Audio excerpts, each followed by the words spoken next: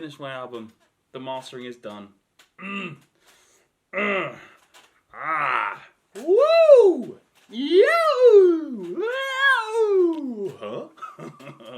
No, yes. Woo! Woo. Woo. It's finally finished. Today is the day I release my album, It Makes No Sense at Home. And I figured this was a good chance to show you how all of this came together. So this is day one of production. There's been countless burnouts, a load of demos, hours spent busking, playing open mics, meeting loads of other musicians in Bristol who are also trying to realise their musical ambition. It's been a journey. I've been working on this album since I got back from Greece, where I spent 3 months just soul searching with a little hammock. Pull this boy up so mosquitoes can't get near me. Bit of bamboo in half, make a nice little V-shape, A-frame I guess you can call that. And spent the time filling out journals and lyrics, which was kind of like the practice phase for this phase, chapter, whatever you want to call it. So these were the books that I came back with from Greece. These are like all the people I'd met in the first half of it, and then just all the things that happened. I even did so much to get onto a second book and filled that out as well, which is pretty sweet. And then I have my lyric book, which was just all the poems and songs I wrote on the way. I filled that out quite nicely. And then, as you can see at the end, I started using it as for the songs of the album. And then we had the sketchbook. I just do like sketches with everyone I met, which is pretty sweet. It was a great stepping stone for developing my songwriting abilities and finding inspiration on topics I wanted to explore. After doing my annual winter shift at the warehouse to pay off all my debt, I decided I was going to work part-time and pursue this music passion because I was a bit lost and I was like, I don't know what to do with the next couple of years of my life, but I wanted to do something creative and I love music, and the idea of having an album to add to my repertoire of things I've made sounded incredible. So that's why I went full steam with that. Also, I'm good at living poor, so the part-time job was just to cover rent, to give me the freedom to think creatively, I guess.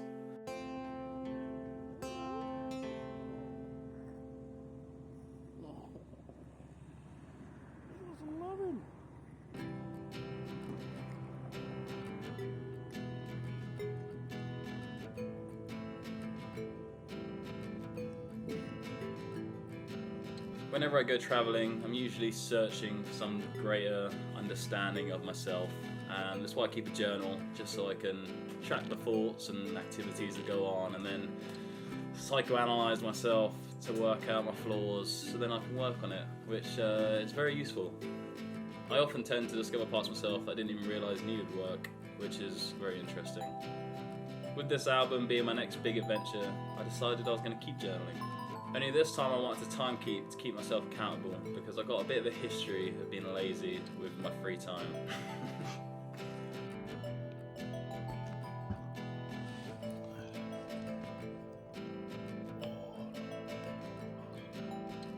And to be fair, there was a lot of depression that kind of zapped your motivation to do things, but I really wanted to make sure that I threw everything into this and didn't just waste the next couple of years of my life.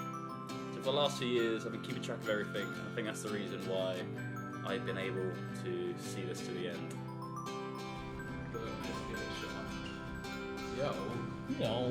It's fun. So back to the music. Over the last couple of years, I've been writing loads of songs, been busking a fair bit.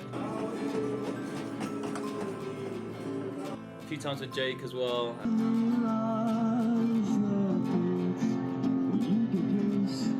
And then open mics at Fat Bristol. It's been a long day. We went busking earlier and make sure you put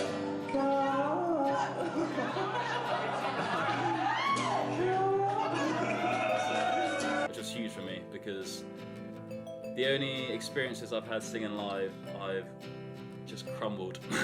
The stage fright has just withered me away.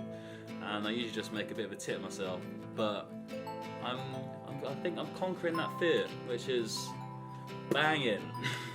The most recent time being in Greece, and I met a girl called Zoe in her band, and they let me come and sing with them. They did Come Together, and it was so bad. And then she gave me another chance, and I sang Hallelujah, and that was even worse. She tied you to a kitchen chair. She broke your phone and she cut your hair. And I was in front of like 200 people, all enjoy their nice holiday in this lovely area, and oh, that was hard. That really left a scar, but we move, and at least it will never be as bad as that again. I hope. But yesterday, that is what he did. He bled for rock and fucking roll! Okay, we have a look. The great thing about this continual journaling was it allowed me to look at some dark demons from my childhood, which before I was, I think, just far too afraid to even consider. And it was those demons that affected my behaviour and my relationships, how I treated people, and just left me feeling guilty and shameful, and obviously ruined relationships. I think it's so easy to point a finger and say you're the one that ruined the relationship, but it's never one person to do it. You've always got to think about where was your part to play in it and how you were accountable. The journaling allowed me to look at where I've made mistakes and start to unlearn the characteristics that I grew to really just despise and feel shameful of and hate. There are still many people in my past that I would like to apologise to, and maybe one day I'll have the courage to reach out to them. But the beauty of music is it allows you to pour your emotion into it, and it really did save me a couple times in the last few years from really low periods. The song Final Show was one of the first songs I wrote when I got back from Greece, and I was feeling very lost, very despondent to life, no idea what I wanted to do, and yeah, it just provided such a cathartic release that, I don't know, eased me out of just this morbid sense of not knowing, which I'm sure everyone has felt at some point, and allowed me to find some inspiration in life again, which was nice. Sometimes songs will just write themselves, and I've noticed this with Felix quite a few times. So we'll be hanging out, crossing paths, have a little chat, grab the guitar, and words just fly out, which is, they're the easiest songs. The song Have Faith was one of the songs that just kind of flowed out, where I was having a really tough time with a close group of friends, and we've been splitting for a while, and it's growing more and more distant, and I was just feeling a bit hopeless. I thought I was going to lose him forever, and yeah, it was really sad, and I really wanted to just shut it out of my head. And then after talking to Felix about it, picked up the guitar, and the words Have Faith came out, which was the perfect message I needed in that time, in a time when I was feeling hopeless to any kind of resolution. Thankfully, we've been able to work it through recently, which is amazing, because I thought it would never be salvageable, so spot on. Since I was a kid, I wanted to be a rock star. I could only ever play air guitar, but I've been putting some serious time into learning how to play guitar properly and to strengthen my voice as well. I've spent so many hours practicing my scales or playing my songs to metronome just because my sense of timing is god-awful. It's something I've really had to work on. I also joined 2 choirs at the start of this year to try and strengthen my voice. Trying to work out the tone of my voice has been tricky, and I'm still not there, which is why the tone shifts around quite a bit in the album. I kind of want to put a few ideas out there and see what people like. I jumped between all the ranges as well, singing bass, tenor, alto and soprano, just to extend the range, and found it did really interesting things to my voice. Like, it was really picked up when I was practicing quite a lot. And in the process, I met an amazing group of people in Bristol, the Riff Raff Choir Group and the Raff Pack, and I see them as a new Bristol family, which is also very exciting.